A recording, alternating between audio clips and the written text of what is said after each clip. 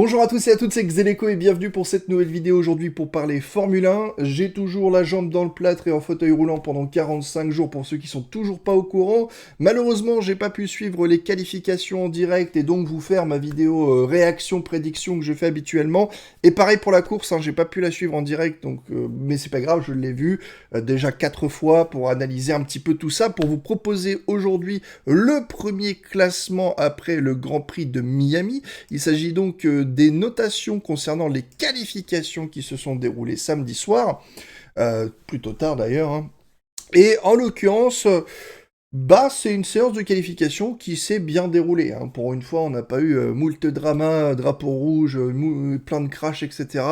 Donc ça a fait plaisir, on a pu voir de très bonnes prestations et j'ai noté en conséquence. Et puis, je vous rappelle, demain, du coup, si tout se déroule bien, je vous ferai... Ah non, demain, je retourne à l'hôpital, je me fais opérer. Peut-être demain soir, mais je sais pas à quelle heure je quitte l'hôpital. Sinon, ça sera mercredi, si je vais bien du post-opératoire. Mais voilà, vous êtes prévenus, oui, je n'arrête pas d'enchaîner les rendez-vous aux hôpitaux. Donc on va commencer avec Latifi. Latifi, donc qualifié dernier. Alors Ocon n'a pas pu participer, donc comme d'hab, je note pas la performance, puisque s'il ne fait pas de performance, on ne peut pas noter réellement, et je suis plutôt indulgent là-dessus, comme je l'ai été sur le Grand Prix précédent. Donc Ocon n'a pas participé, Latifi qui a fini dernier, mais cette fois, c'est encourageant, on peut se le dire. Une 31-325 comparé à Albon qui était apparemment pas vraiment là dans le rythme, qui se sentait pas super à l'aise en une 31-266. Donc pour une fois, il est à moins d'un dixième de son coéquipier, donc j'ai mis une petite note d'encouragement. J'ai mis la moyenne à Latifi, je rappelle que les notes sont sur 10, donc je lui ai mis un 5 sur 10. Bon, il est quand même dernier, faut pas l'oublier. Mais pour une fois, il est assez proche d'Albon. Pour Albon, c'est pareil, je lui ai mis un 5, parce que justement, il n'était pas vraiment à l'aise dans la voiture, et puis finir juste devant son coéquipier avec aussi peu de différence. Voilà, c'est pas comme si on jouait la pole position, c'était pas non plus exceptionnel, mais les Williams se sont rattrapés en course, très performantes en course, pour ceux qui savent pas. C'est-à-dire qu'on avait vraiment Red Bull était le plus rapide, mais je vous reparlerai sur la vidéo. On avait Red Bull, Ferrari, Mercedes, Alfa Romeo. Derrière, on avait As et Alpine. Et après ça, c'était Williams. Williams était plus rapide en course que McLaren, AlphaTauri et même Aston Martin qui étaient les plus lents et qui pourtant fait des très belles prestations avec Stroll et Vettel. Bref, j'ai hâte de vous faire la vidéo sur la course parce que je l'ai trouvée très intéressante, même si encore une fois la réalisation du Grand Prix c'est de la merde, parce qu'on n'a absolument rien vu. Moi j'étais en on-board d'Alonso, en on-board d'Ocon, plus le Grand Prix, plus...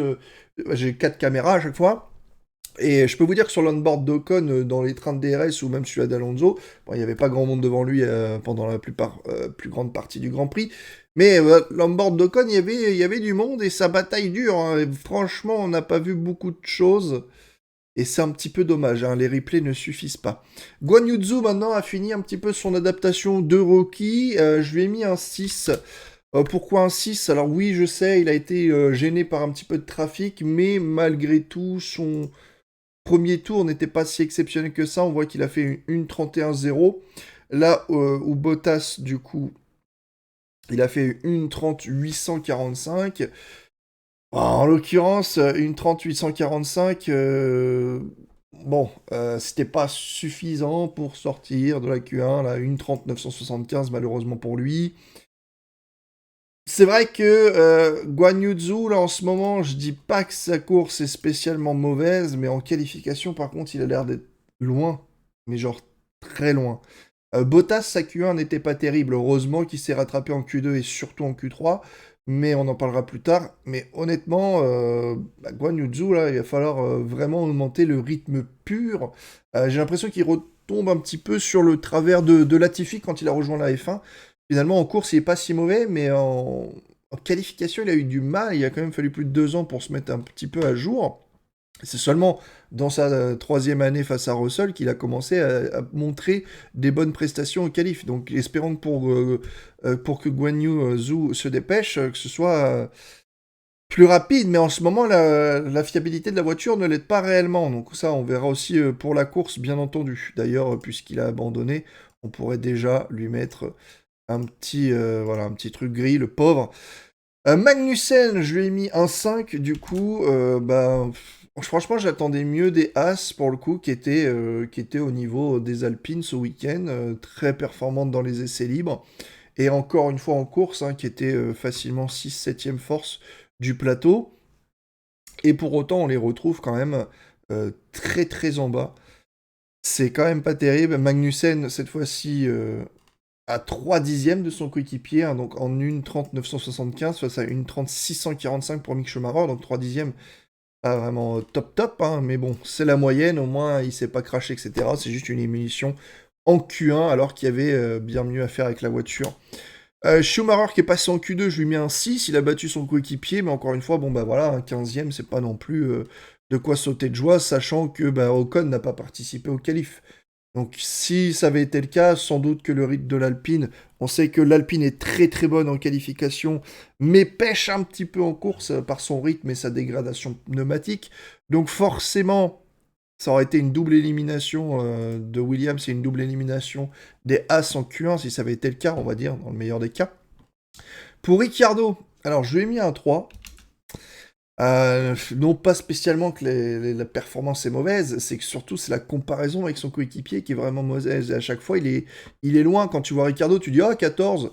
Si on savait pas que la McLaren pouvait être aussi rapide, on se dirait « Bon, bah, c'est peut-être là où elle est, effectivement. » Mais en soi, à chaque fois, Lando Norris fait quand même des bons chronos. Et c'est dommage parce que Daniel Ricciardo, il est en 1:30 583, donc plus rapide que Lando Norris en 1:30 761.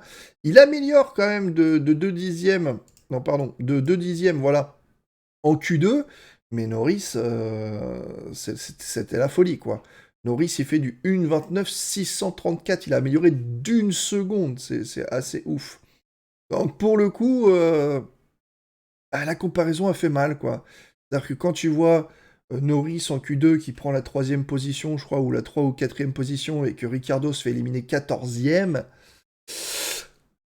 aïe, ça pique un petit peu, quoi, vraiment. Là, à la limite, si Norris passait genre 10e et que t'es 14, tu dis, bon, ouais, Norris, il y avait eu juste ce qu'il fallait pour passer. Mais non, là, c'était vraiment... c'est une rousse, il y a quand même 7 dixièmes, c'est ça. Il y a 7 dixièmes entre les deux, hein, ça pique. Hein. Donc j'ai mis un 3 avec Ricciardo, il va falloir, pareil, en qualif...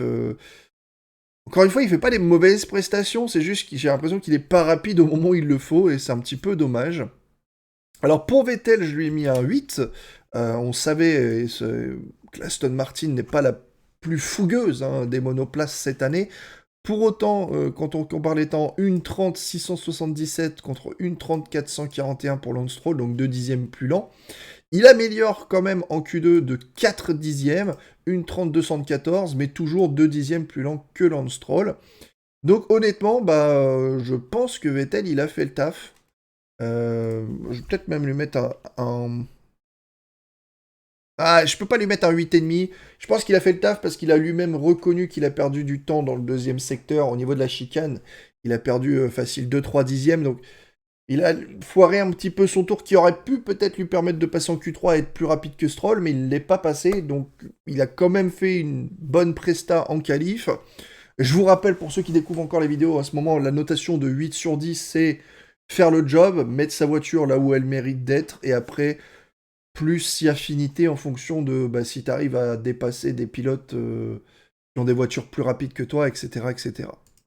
George Russell, je lui ai mis un 5,5.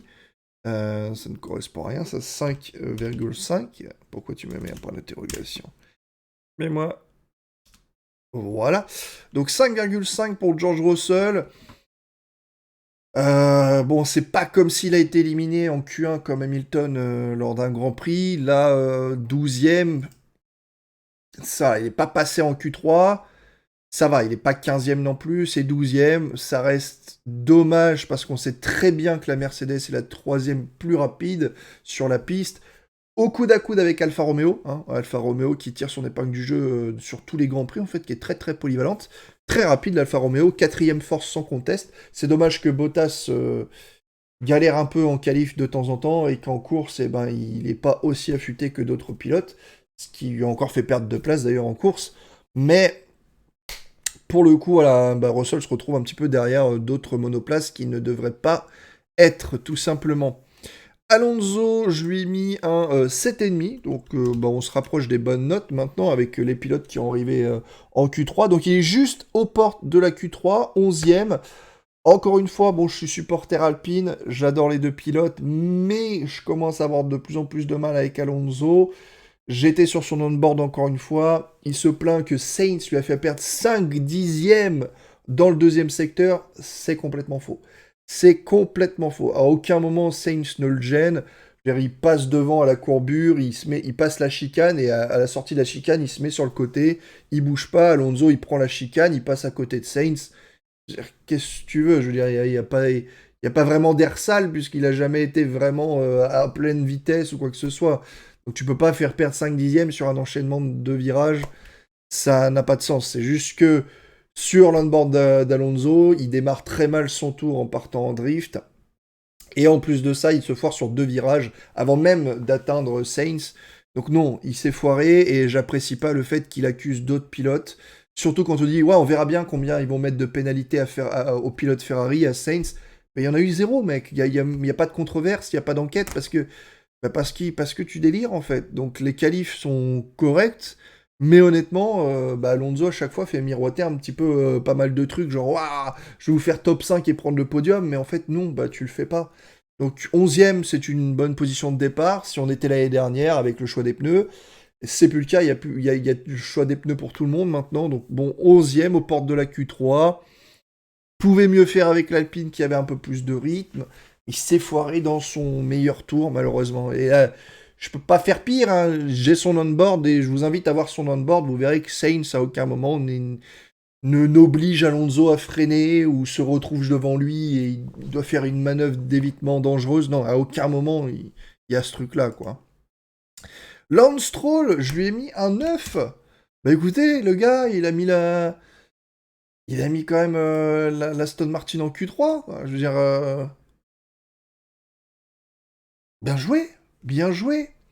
Je peux pas lui mettre 10, pourquoi? Bah déjà, une 30 441, une 29 996, il améliore, mais après son temps de Q3, il est pas bon, en fait. Pour être honnête, même s'il refaisait son temps de Q2, ça restait plus lent que Tsunoda, donc je pense pas qu'il pouvait avoir mieux que la 10e place une fois qu'il était en Q3, et il a eu cette 10e place. Donc voilà, déjà, bel effort d'avoir mis l'Aston Martin en Q3, c'est très propre.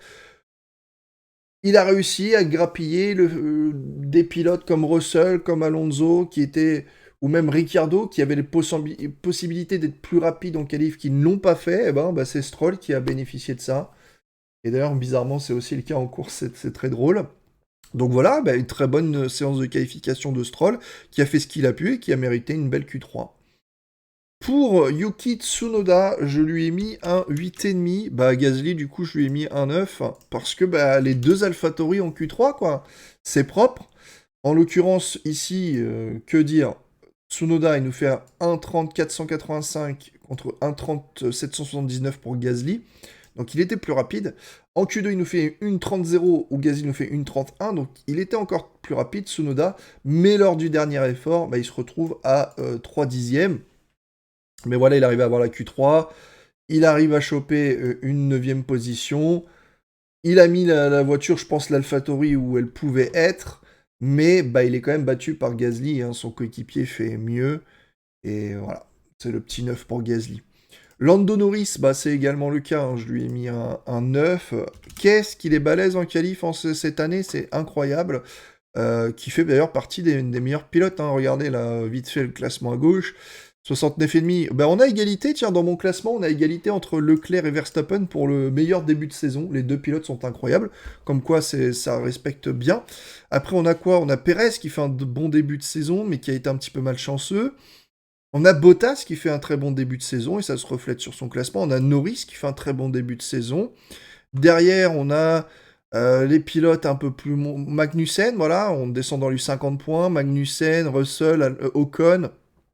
Qu'est-ce qu'on a? Alonso aussi, qui fait des performances, mais c'est un peu en dents de scie. Parfois c'est bon, parfois c'est moins bon. C'est le cas d'Hamilton, on est dans les 50 et quelques points. C'est le cas de Gasly, qui a été performant, mais le week-end dernier, ça a été la catastrophe. Donc voilà, je pense que ce classement est pour l'instant pas mal. Si on reflète un peu le début de la saison, on regardera un petit coup d'œil juste à la fin. Donc, maintenant passons à Hamilton. Hamilton, je lui ai mis un 8,5. Ah, il a mis la Mercedes, au vu des problèmes qu'elle a sur le marsouinage, et quand on voit que Russell est 12e, il l'a mis quand même en 6e position. Top 6, je pense que c'est ce qui est mérité pour une Mercedes. Bon, s'il voulait avoir 9, il fallait passer devant Bottas. C'est à Bottas, du coup, que j'ai mis un beau 10 avec son Alfa Romeo. Bah, il a pris la meilleure position possible sur la grille, quoi. Best of the rest, comme on dit. Derrière les deux Ferrari, derrière les deux Red Bull. Et encore une fois, pas mal du tout en termes de chrono. Hein. Vraiment, Hamilton, une 33, une 29,8 et une 29,6. Donc il améliore à chaque fois. Alors que Bottas, derrière, on est sur une 38, une 29,7, une 29,4. Ce qui est pas mal du tout, à moins de 5 dixièmes des Red Bull. C'est quand même costaud. Vraiment. Hein.